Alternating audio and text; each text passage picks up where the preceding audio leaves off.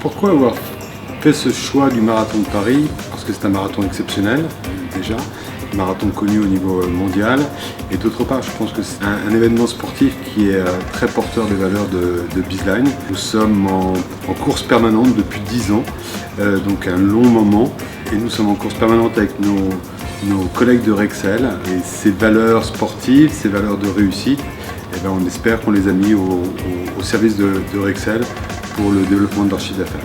Est-ce que cet événement va brancher nos partenaires Rexel? Écoutez, je suis extrêmement surpris puisque nous avons à ce jour 185 inscrits, malheureusement pour 100 places. Donc nous avons 185 inscrits dans les 14 pays où nous sommes présents. Je suis très triste de devoir dire que je vais faire 85 malheureux. J'espère que ces 85 malheureux seront les premiers supporters de leurs coéquipiers dans les pays ou dans les régions où ils sont d'origine pour pouvoir supporter leurs collègues sur ce marathon de Paris. Nous sommes associés à une association, donc Électriciens sans frontières. On a souhaité continuer à donner une image positive de BizLine. BizLine souhaite faire valoir ses valeurs de générosité. Et donc nous avons trouvé un projet tout à fait intéressant et à notre taille, petite taille, puisque nous allons essayer d'amener l'électricité dans des villages péruviens perdus dans les hautes montagnes pour pouvoir amener l'électricité dans des dispensaires et dans des écoles. Ce projet est suffisamment à notre échelle pour qu'on puisse espérer le financer au travers de donations des sponsors de nos marathoniens, sachant que ce n'est pas quelque chose d'obligatoire. Et nous-mêmes, nous souhaitons mettre à contribution BizLine et nous apporterons notre contribution pour chacun des marathoniens qui aura réussi son temps cible. L'événement important pour nous, c'est d'avoir ces 100 marathoniens représentant les 14 pays où BizLine est présent. Mais ce qui sera pour nous un vrai succès d'équipe, c'est d'avoir 3000, 4000 followers autour soutenant ces 100 marathoniens. Donc d'avoir 100 Australiens, 200 Australiens autour du coureur unique de l'Australie et d'avoir 25 coureurs autour du coureur de Vierzon, de Bourges, sur la France ou d'Helsinki en Finlande.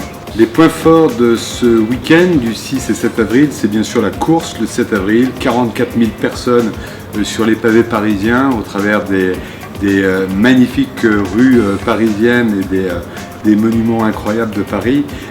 Mais nous aurons également un événement très fort le samedi après-midi, puisque Rudy Provost, le président du groupe, ainsi qu'une partie de son board, nous ont fait le plaisir de réserver leur après-midi pour remettre en main propre les dossards pour nos 100 marathoniens. Également, ça sera pour nous l'occasion de remettre le chèque de participation à l'association Électriciens sans frontières que nous espérons suffisamment confortable pour mener à bien notre projet. Nous fêtons nos 10 ans.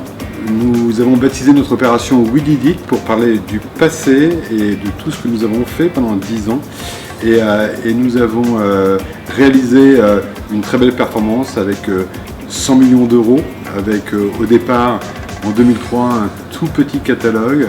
Nous avons été extrêmement aidés par Rexel France qui nous a guidés, qui nous a montré le chemin.